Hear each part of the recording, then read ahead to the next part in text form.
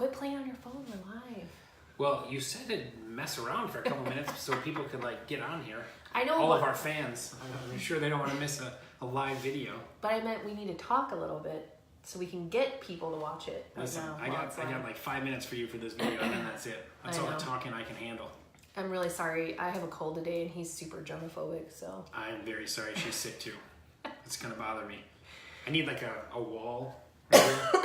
Oh, look at that. Gosh, Germs everywhere. She just germified the tissues. Hey, if you're using the tissues, you have a issue anyway, so. Yeah. Just saying. All right. Today, our video is going to be on the Craig and Nicole show. She says the Nicole and Craig show, but whatever. Truth. Hashtag Nicole and Craig. That's why it says that. All right. We are going to do holding deals together. The market's kind of slowing down just a little bit, which is normal this time of year. Yeah. A lot of schools are going back, so that does slow down traffic a little bit. But we still have deals falling apart. Is that right?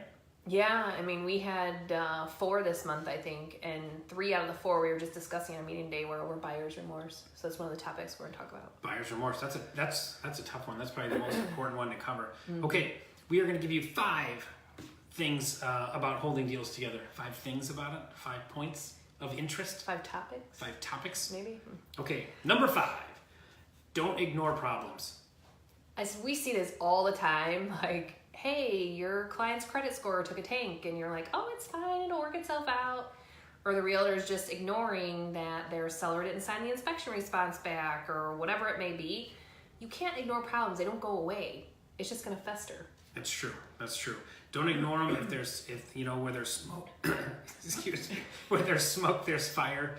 Whatever. Probably Nicole's germs are probably invading my respiratory system right now.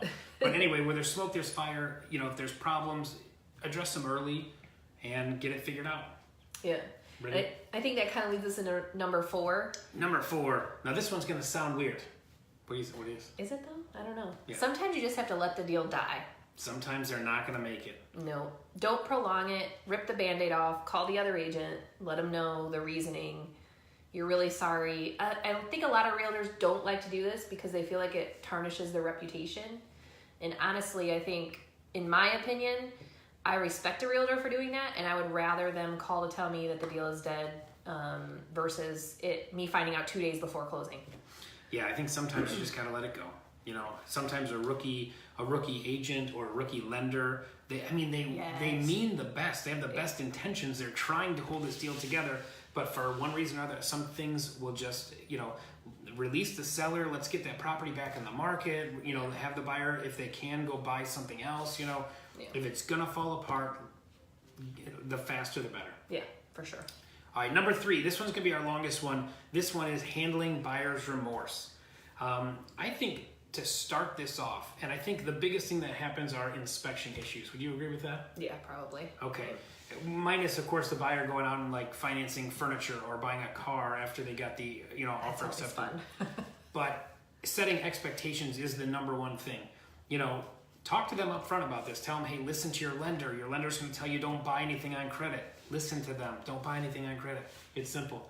Let them know, hey, you're going to have the property inspected.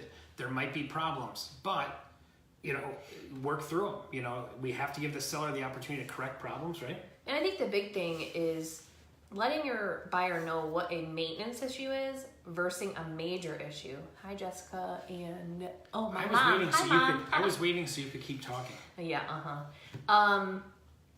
So I think that's the big thing is what a buyer needs to understand, especially a first-time buyer. You're buying a house now, and you are going to have maintenance items done. And there's a difference between maintenance and health and safety issues.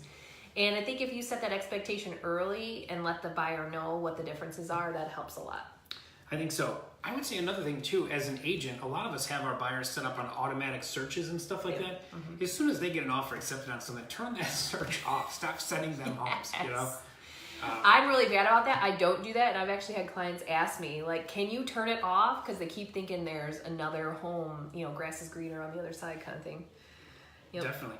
Also, if there is an inspection issue, which is the most, we just had this in the office the other day, where it was like maybe it was a foundation issue or something like that, or waterproofing in the basement. then don't try to handle that yourself. Yes. We're not experts. Most of us are not experts when it comes to that stuff. So put them in touch with a foundation expert, because sometimes they might find out, hey, that's not really a big deal, like lead-based paint. When I first got in the business, lead-based paint was a big deal. Right. They'd have a whole hazmat crew, and they'd go scrape it and do all this kind of weird stuff. Now it just has to be encapsulated, which is a fancy word for paint over it. Yeah, basically. I mean, this was the biggest problem in the early part of my career, and now it requires a coat of paint. So it's not really that big of a deal. Still don't eat paint chips, everybody. Yeah, don't. It's bad for you. No. Whether they're lead-based paint or not. Unless they're made out of potatoes, I guess. Maybe. Potatoes? Potato chip paint? Paint? I'm just saying. Might be I would eat it. Okay, I think we could put number 3. I think we can be done with that. What do you think? Yeah, I think so. No, one more thing I want to touch upon. What I was talking to my team in our meeting about today, whatever. Longest video ever. It's a live video. It's supposed to be. Okay, good. Is know your buyers. Like, if you go out with a buyer on the first time, and Craig and I are probably going to disagree about this, and you only see like 3 houses, and they're like, oh, I want to make an offer on this. The market is dictating right now to buyers that they do have to move quickly, but the problem is, especially when you have first-time buyers, a lot of them are getting cold feet because it's new to them, and so they go under contract, they get that inspection, and they're like, oh my God, I don't want this house. So that, I think, is the number one thing of buyer's remorse. Don't push a buyer to buy a house. Make sure you're there to help guide them. Well, I don't know. I'm waiting for something to disagree with, but I kind of because agree with I always think most buyers see 10 to 12 homes before they make a decision. This one says that's not necessarily true. So I think that's about the average, because we've talked about that before. I just had a lower. Yeah, I just didn't show as many homes. That's all. Yeah, he has a lower threshold on that. Yeah. No, I just did my job and helped find good houses. Whatever. All right. Okay, so that's number 3, handling buyer's remorse. Very important, awesome stuff. Number 2, communicate with your other agent. And I also put a note in here. Also talk to your broker. Sometimes if there's a problem, your broker's probably been through it. Yeah. Real estate transactions, as much as they're all unique, it's very similar issues each time. So talk to your managing broker. They can help you walk through problems and things like that. But very importantly, stay in communication with the other real estate agent, the seller's agent or the buyer's, depending on which side you're on. And you'd be surprised. There are times, I asked Colleen, she's been in the business for like 40 years, and I'm like, hey, Colleen, this happened. And she goes, never seen it before. Colleen's the best. Yeah, she is. So there's always something, and it's never going to be the same. And you need to have trusted partners that you can talk over problems with to help you come to a resolution, because we don't all know it. Not any agent in our office, I can tell you right now, doesn't know the answer to every single question, whether it be Bill, our broker owner, or Colleen, our managing broker. They've been in business forever. So you need help. I get stumped every day. That's true. All right. So communicate with the other agent. Don't lie to the other agent or mislead them. Absolutely. If there's a problem, it's almost like your responsibility. Now, you have to be careful what you say. If your buyer's experiencing buyer's remorse, turn your sound on. All right, good. Thanks, Jesse. Square away.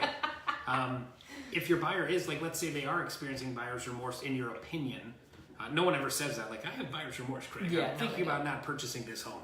That doesn't happen. But anyway, just communicate with the other and be careful what you say. Talk to your broker, though, if you think that your buyer's going to try to back out or something like that, because that sucks. Okay. The number one thing that we want to talk about, our last point of this video, is stay in your lane. I always have to tell this one that. Yeah. Stay in your lane, dude. Yeah, stay in your lane. Do not, if it's a mortgage problem, stay out of it. Make sure your buyer's given all the documents to the lender. Yeah. But, if the lender needs your assistance, fine. But stay in your own lane. And basically, I think... Expand on that, Nicole. I think he just means... If it's a mortgage problem, mortgage. If it's a title problem, title company. You are not a mortgage broker. You are not a title. You can help guide your buyer to help them fix the problem, but really, those are the experts in those fields. And like home inspector, you're not a home inspector, and you need to be careful with that, with what you tell the buyer as far as, oh, it's not a big deal. No, you shouldn't be telling them that. That should be the expert's job to do that. I agree. Yep. We should make that our number one point. I think it is. Oh, cool. Problem solved then. So I think that brings us to the conclusion of this week's video. Thank you, everybody who's been watching live. And we're trying to read our comments. We must need glasses. It isn't even... I don't need glasses. I don't know. Well, you can't read that. It says, it is. I even had my daughter check it. Oh yeah, I don't know. Alrighty then. Sorry, Gene, I just read your comment. Well, we'll see you guys next week, same time. Next Bat Channel. What is now we're gonna awkwardly like stare at the camera where we think it's not recording anymore and say bad stuff like last week. I don't know. Whatever. Well, we just had a big close up of your eyeball as you were like looking at the screen. All right, guys. All right. Thanks. See you next week. Thank you.